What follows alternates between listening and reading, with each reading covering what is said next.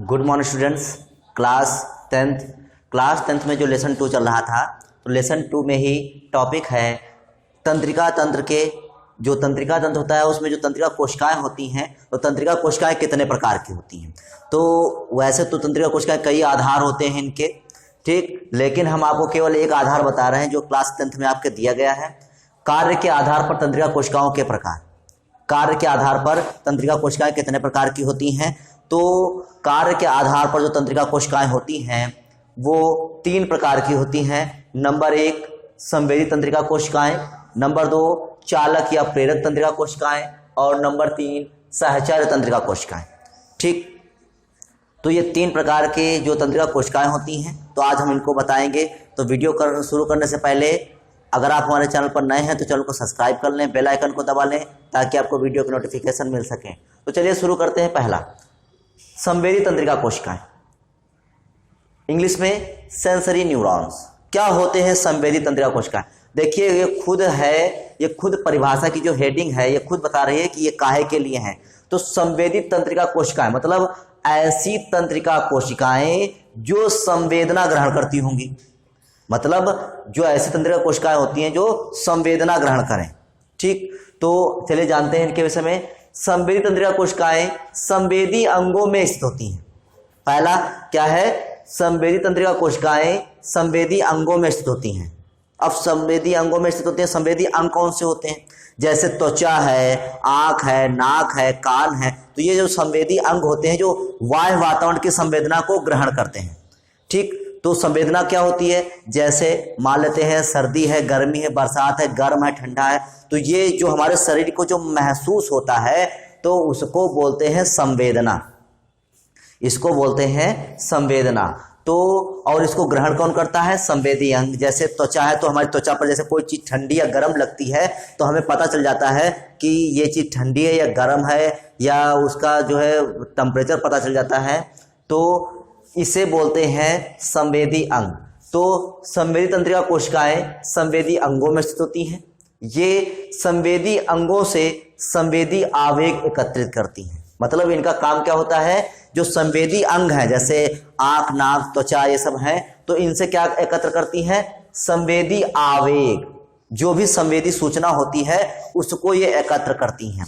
जैसे ठंडा, गरम या कोई भी चीज, दर्द या जो भी चीजें होती हैं, तो ये होता है संवेदी आवेग। तो इनको महसूस करती हैं, ठीक, इनको एकत्रित करती हैं। और कौन एकत्रित करता है? संवेदी अंग। तो इस प्रकार से ये क्या हो गया, संवेदी तंत्रिका कोशिकाएं संवेदी अंगों में स्थित होती हैं।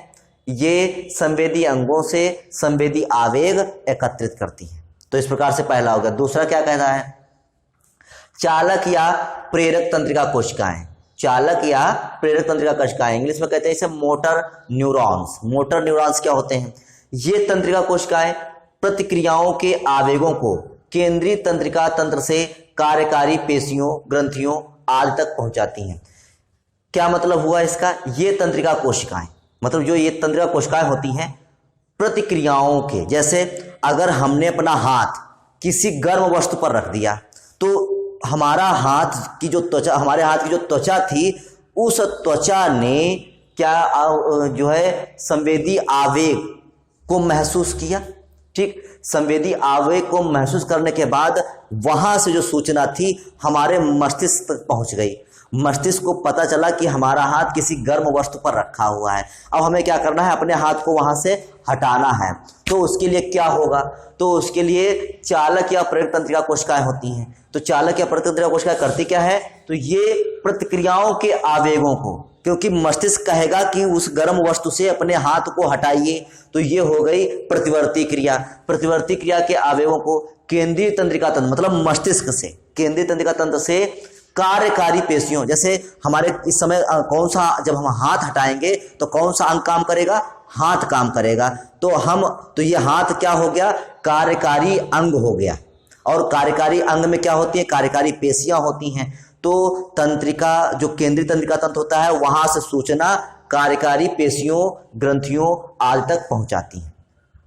तो इस प्रकार से इन तंत्रिका कोशिकाओं का बहुत महत्वपूर्ण कार्य होता है, क्योंकि ये प्रतिवर्ती क्रिया को प्रेरित करती हैं। तो ये तंत्रिका कोशिकाएं प्रतिवर्ती क्रिया के आवेगों को केंद्रीय तंत्रिका तंत्र अर्थात मस्तिष्क से कार्यकारी पेशियों, चाहे जहां की हो, चाहे हाथ पैर, चाहे जहां की पेशियां हो, ग्रंथियों, हमारे शरीर में जो ग्रंथियां होती हैं उनको आदि तक पहुंचाती हैं। ठीक, तो इस प्रकार से दूसरा हो गया। तीसरा आता है सहचर्य तंत्रिका कोशिकाएं, एसोसिएशन न्यूरॉन्स। ठीक, एसोसिएशन न्यूरॉन्स क्या होती हैं? तो ये संवेदी तथा चालक तंत्रिका कोशिकाओं के बीच संबंध स्थापित करती हैं। मतलब जो संवेदी तंत्रिका कोशिकाएं हैं और जो चालक कोशिकाएं हैं, चालक तंत्रिका कोशिकाएं हैं, तो इनके बीच में संबंध कौन स्थापित करता है?